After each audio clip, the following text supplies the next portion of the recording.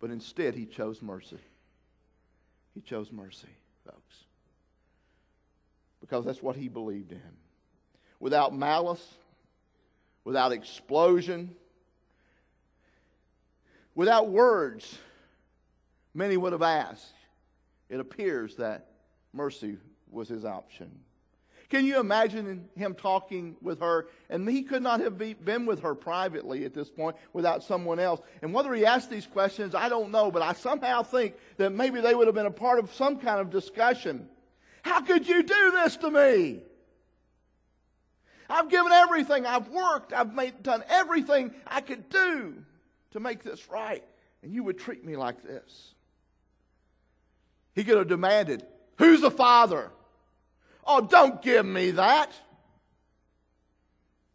I can't believe that. That's blasphemy. Tell me his name. I have a right to know. But he didn't do that. Matter of fact, there are absolutely no words from the lips of Joseph recorded in the narrative. Joseph knew what the cost was, folks. He knew it very, very clearly. If he didn't do that, if he didn't have her put to death, or he didn't cast her out or publicly shame them, he would be the talk of Nazareth. What would others think about this?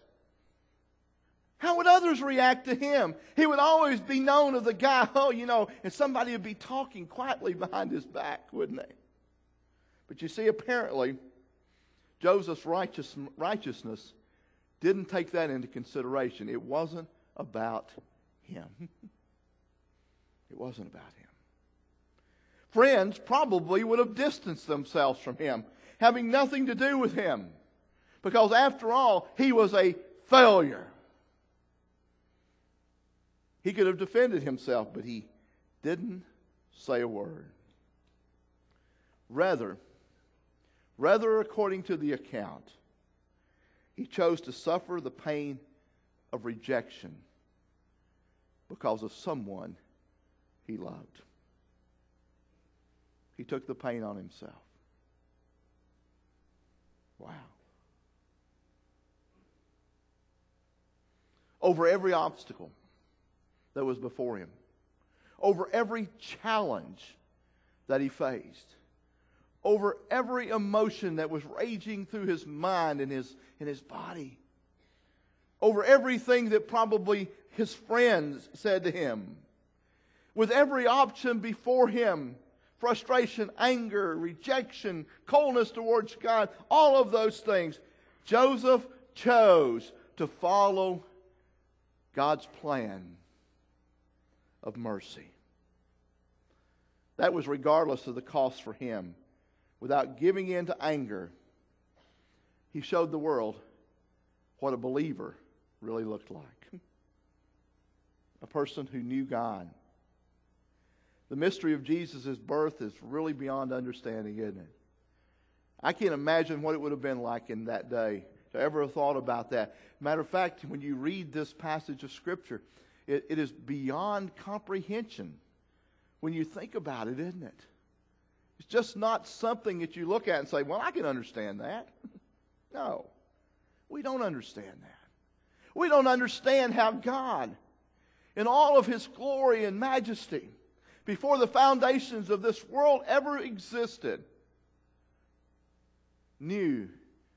Jesus knew that He was going to give up all the glory and the omniscience and all powerfulness and all knowledge of heaven and compress Himself into the smallest human package, a baby, to come into a world that literally would crucify Him, reject Him, kill Him.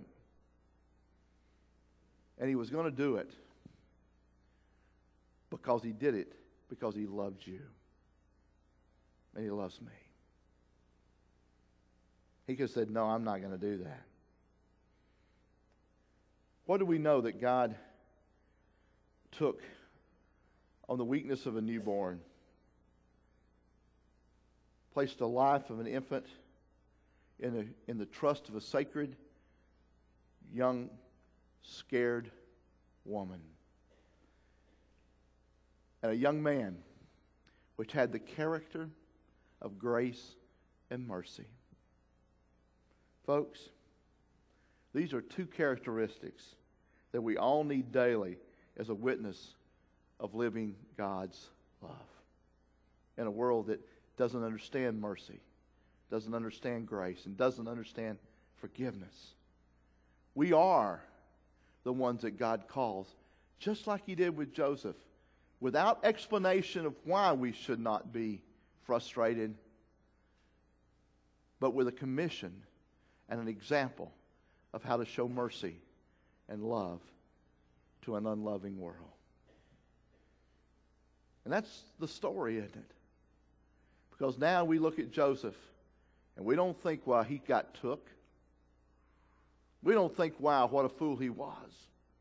We don't think, well, man, he should have gotten even. Folks, I'm just thankful that he loved the Lord and loved Mary and was committed to do what was right. Aren't you?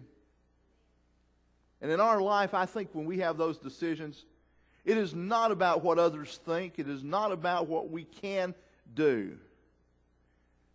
Many times it's about what we ought to do and how we ought to handle situations and how we ought to extend God's grace and love. When justice could be given, it is grace and mercy that touches greater lives, isn't it?